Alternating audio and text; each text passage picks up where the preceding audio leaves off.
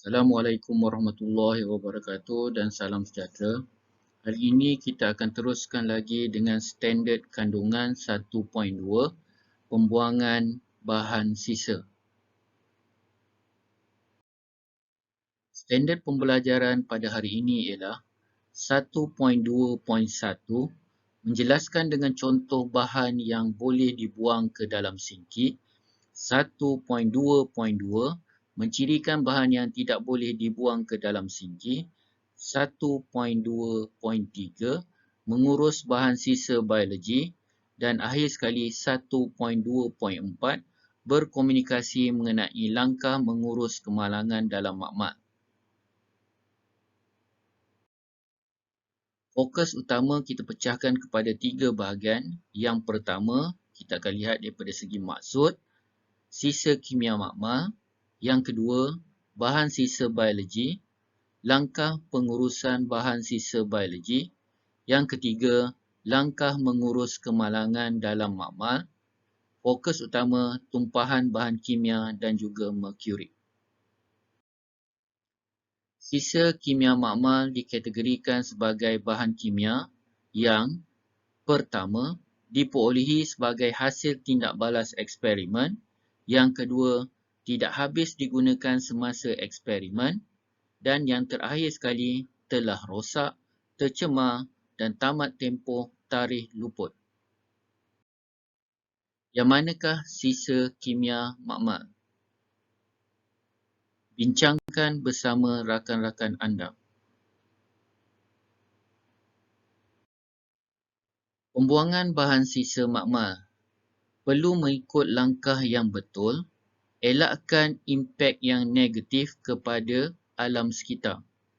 Sesetengah jenis bahan kimia boleh dibuang ke dalam sinki.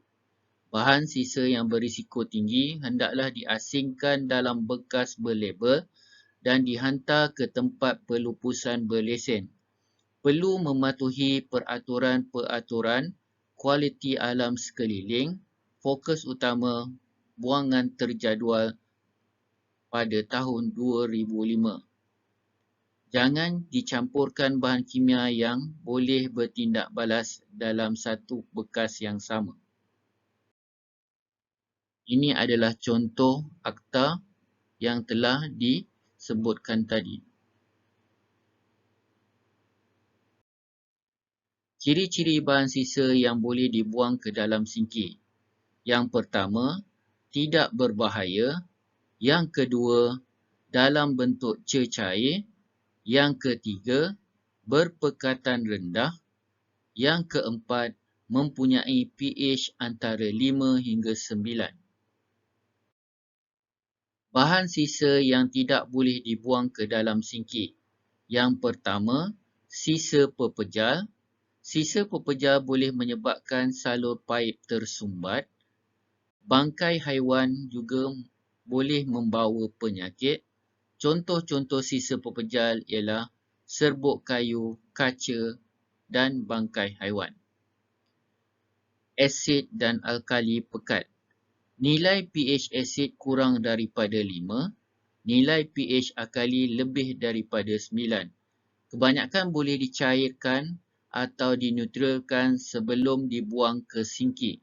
Contoh, asid hidroklorik, amonium hidroksida, asid nitrik. Tetapi asid kromik, asid kromat dan sianida tidak boleh dibuang ke sinki walaupun telah dicairkan. Seterusnya, sisa kimia organik mengandungi unsur halogen atau sulfur, contoh latex, kloroform dan etil asetat.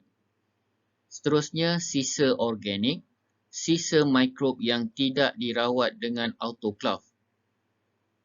Seterusnya, bahan toksik, bahan kimia beracun, contoh pesticid, racun serangga, arsenik, formaldehid dan juga karbon tetraklorida.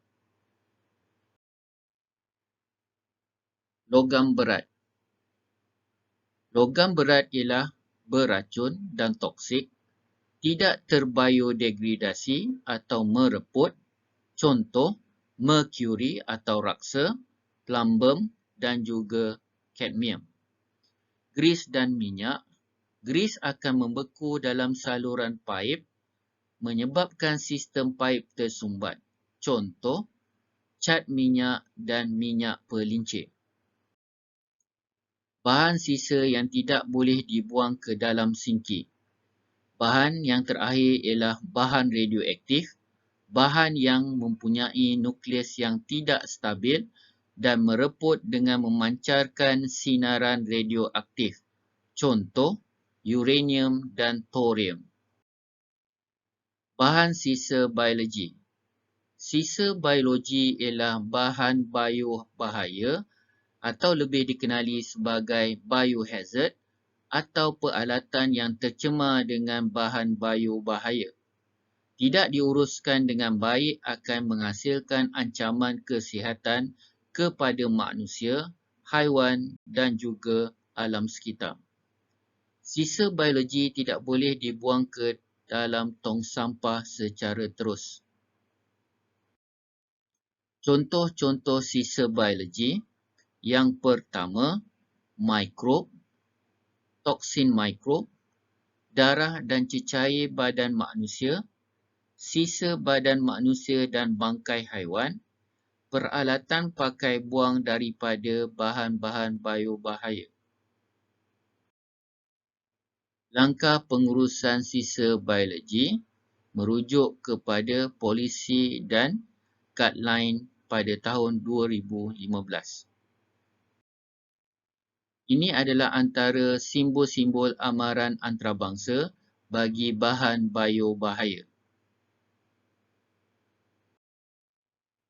Langkah pengurusan bahan sisa biologi.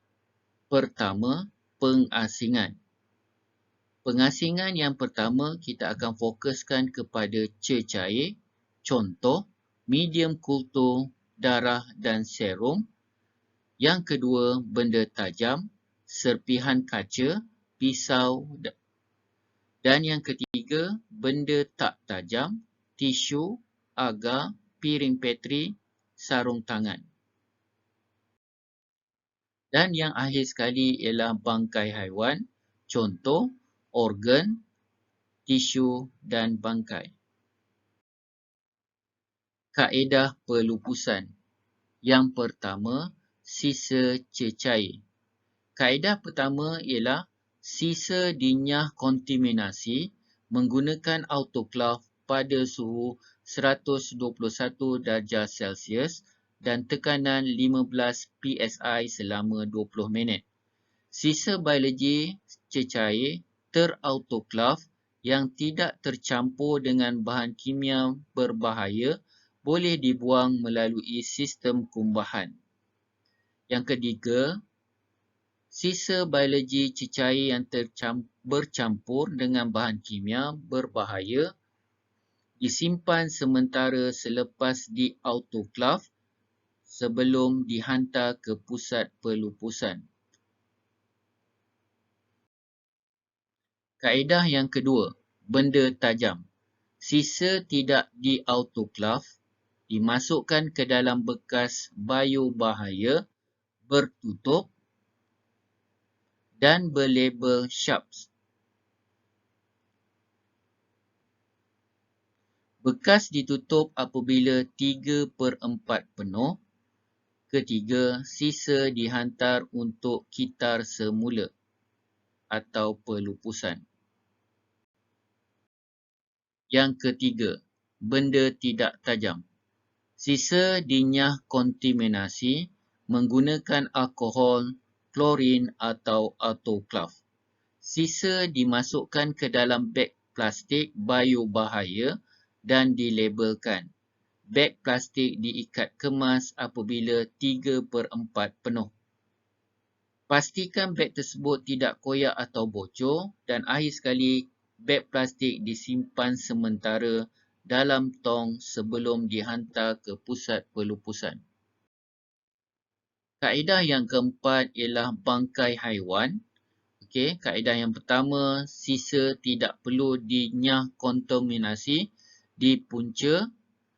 Kedua, sisa dibalut dengan bahan yang menyerap. dan dibungkus dalam beg plastik biobahaya. Yang ketiga, beg tersebut disejuk bekukan sementara sebelum dihantar untuk pelupusan. Langkah mengurus kemalangan di makmal.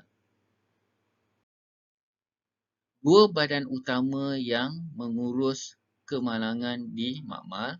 Yang pertama, Institut Keselamatan dan Kesihatan Pekerja Negara atau lebih dikenali sebagai NIOSH. NIOSH membantu menyediakan panduan serta latihan bidang keselamatan dan kesihatan pekerjaan. Yang kedua, mengurangkan risiko kemalangan dan kecederaan di tempat kerja, contohnya kemalangan yang melibatkan bahan kimia berbahaya.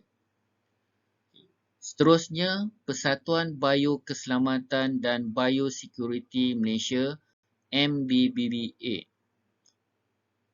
Tujuan MBBA ialah untuk menggalakkan amalan yang betul dalam pengendalian ejen biobahaya dan bahan kimia toksik.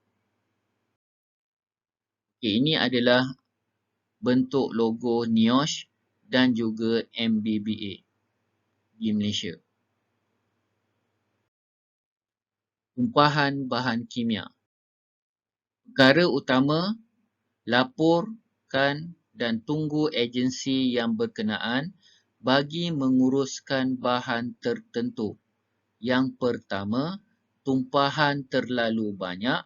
Yang kedua, jenis bahan kimia yang tumpah tidak diketahui. Dan akhir sekali, yang ketiga, bahan kimia ialah asid dan alkali yang sangat kuat, gas beracun, bahan reaktif, merkuri dan juga bahan toksik. Okey, berikut adalah kaedah mengawal tumpahan bahan kimia. Yang pertama, memaklumkan kepada guru, pembantu makmal dan juga orang sekeliling. Kenal pasti jenis bahan kimia yang terlibat. Yang kedua, jadikan kawasan tumpahan sebagai kawasan larangan. Seterusnya, jangan tinggalkan kawasan tumpahan tanpa pengawasan.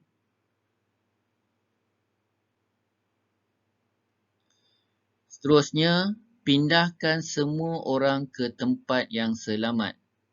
Kaedah yang ketiga, sekat kawasan tumpahan bahan kimia supaya tidak merebak menggunakan kain, pasir atau serbuk kayu untuk membentuk sempadan.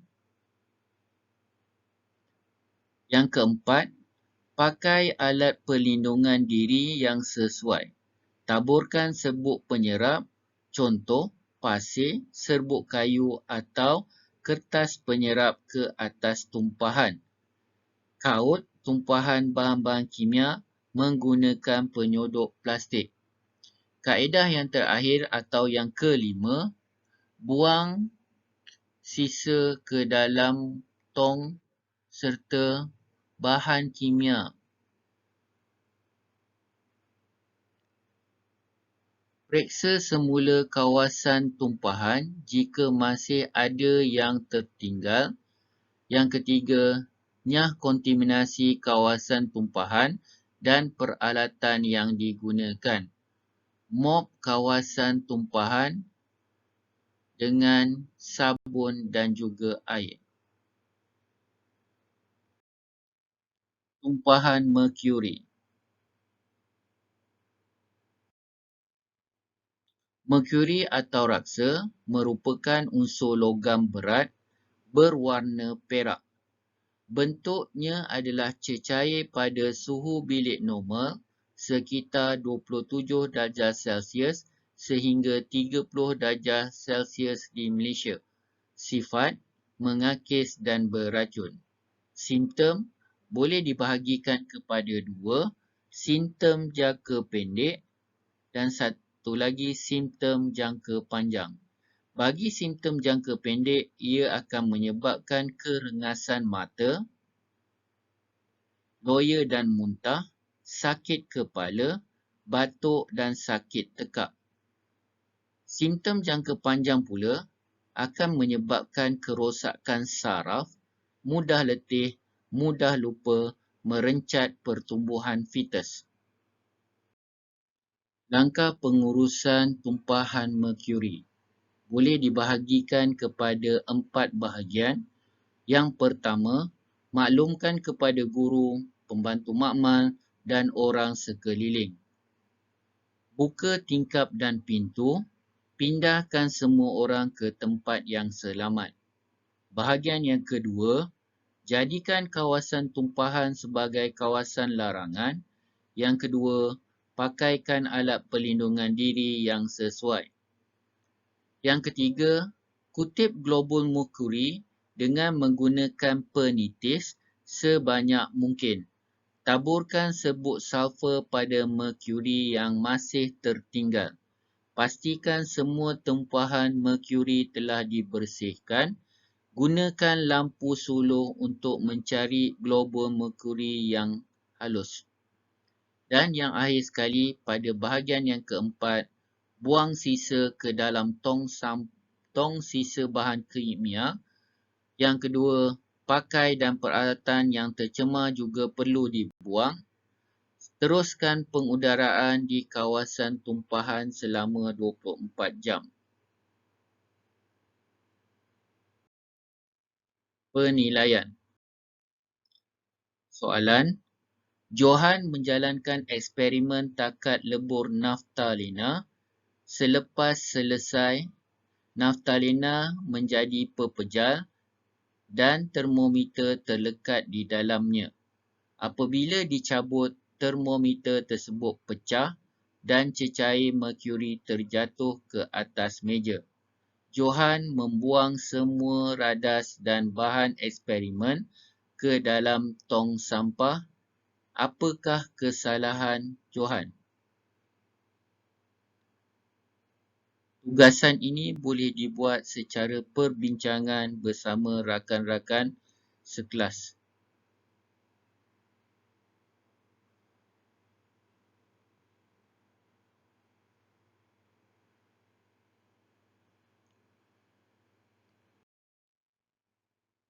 Jawapan.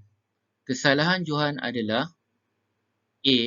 Tidak melaporkan kemalangan kepada guru dan pembantu makmal. B. Termometer mengandungi merkuri yang toksik dan mengancam kesihatan kehidupan. Sisa merkuri perlu dibuang ke tong sisa bahan kimia. C. Naftalina juga beracun dan perlu dibuang ke tong sisa bahan kimia. D. Johan sepatutnya membersihkan kawasan tumpahan merkuri mengikut langkah-langkah yang betul.